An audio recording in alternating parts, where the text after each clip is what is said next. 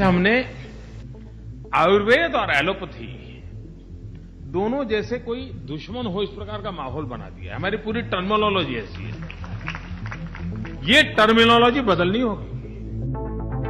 सुना आपने, आयुर्वेद और एलोपैथ को लेकर प्रधानमंत्री मोदी ने ये बात साल 2014 में कही थी। आज उसकी एक झलक फिर दिखाई पड़ रही है। टीवी हो या अखबार, हर जगह आयुर्वेद और एलोपैथ की लड़ाई दिखाई जा रही है। अभी बात अब की करो ना। अब जो हम इस काम के लिए बैठे हैं कि हम मिलकर के अच्छा क्या कर सकते हैं, मॉडर्न मेडिकल साइंस में क्या अच्छा है, आयुर्वेद में क्या अच्छा है, इसकी बात तो करो। कोरोनिल से आपको क्या मैं जवाब दूंगी, प्लीज डॉक्टर साहब को बोलने दीजिए, वो भी बताइए। बोलिए डॉक्टर, मैं आपसे जवाब लूंगी। रामदेव जी, मैं आपसे लूंगी स्वामी जी, प्लीज। और ये कोरोनिल दवा को थोड़ा हटा दीजिए ना सर, इसको प्रचार का मंच मत बनाइए इस डिबेट को। क्या चल रहा है इधर नाटक? ठीक है। देखा आपने, न्यूज चैनलों के डिबेट में आयुर्वेद और एलोपैथी दोनों के बीच एक दूसरे को मात देने की होड़ मची है। दोनों में कौन सही है और कौन गलत, इसे लेकर देश की जनता भी कंफ्यूज है।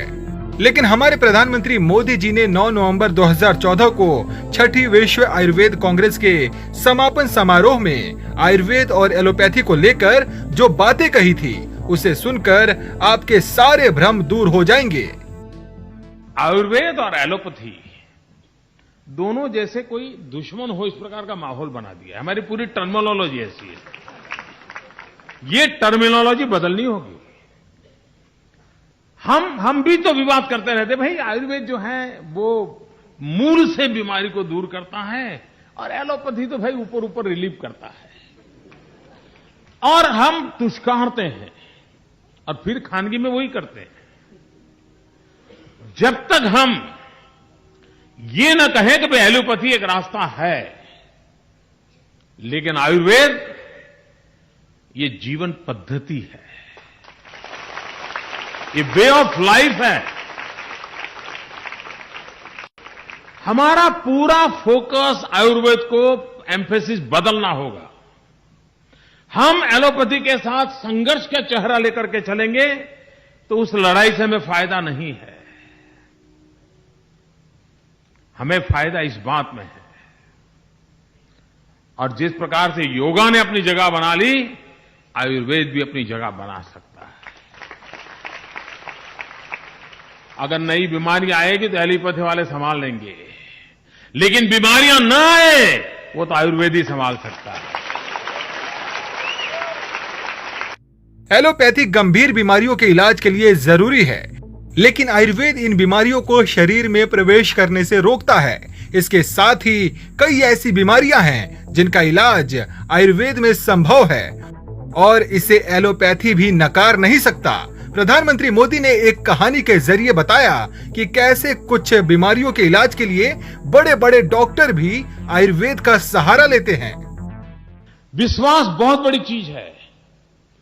मैं एक घटना से बड़ा परिचित हूं। मैं गुजरात में रहता था, तो वहां एक डॉक्टर वणिकर करके, अब तो उनका स्वर्गवास हो गया, बहुत बड़े, शायद वो गुजरात के पहले पैथोलॉजी के एमएस थे और विदेशों में पढ़ करके आए थे। उनका पैथोलॉजी लेबोरेटरी चलता था। उनके परिवार में, रिश्तेदारी में एक बच्चा बचपन में बीमार हो गया। बहुत छोटा बालक था, शायद 2-3 महीने हुए होंगे, और कुछ ठीक ही नहीं होता था। तो वो एक वैद्यराज के पास ले गए। सारा परिवार एलोपैथी मेडिकल साइंस की दुनिया के सब लोग थे। थक गए तो एक वैद्यराज के पास ले गए। वैद्यराज के पास ले गए तो उस वैद्यराज जी को मैं जानता था। तो बच्चे को देखा उन्होंने, और उन्होंने अपनी पत्नी को अंदर से कहा, ऐसा करो भाई, शीरा बना के ले आओ, हलवा बना के ले आओ। तो ये कहने लगे, नहीं हम लोग तो नाश्ता करके आए हैं, हलवा बलवा नहीं, मैं तुम्हारे लिए नहीं बना रहा हूं, बच्चे के लिए बना रहा हूं। तो कह रहे, बच्चा तो 3 महीने का, उसको हलवा खिलाओगे आप?